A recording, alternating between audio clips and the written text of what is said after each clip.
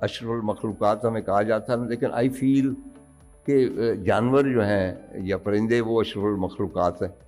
और हमारा अदब तब तक कंप्लीट नहीं हो सकता जब तक हम ये ना जान लें कि मसलन ये कुत्ता है या बिल्ली है, ये बैठी आपको देख रही है तो ये क्या सोच रही है। शी मस्ट बी थिंकिंग सम।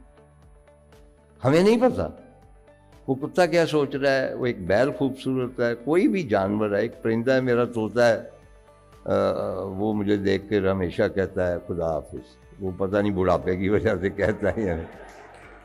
तो बात और तो जब तक आई एम श्योर कि विद इन 50 ईयर्स कोई ना कोई ऐसा ऐप ईजाद हो जाएगा कि आप उसको जानवर को लगा दें and you would find out कि ये क्या सोच रहा है। तो आई फील कि लिटरेचर भी तब तक कंप्लीट नहीं होगा जब तक आप, क्योंकि कायनात पूरी सिर्फ इंसानों पे नहीं है ना, उसमें जानवर भी हैं, परिंदे भी, जब तक आप उनको शामिल नहीं करेंगे लिटरेचर में, वो लिटरेचर कंप्लीट नहीं होगा।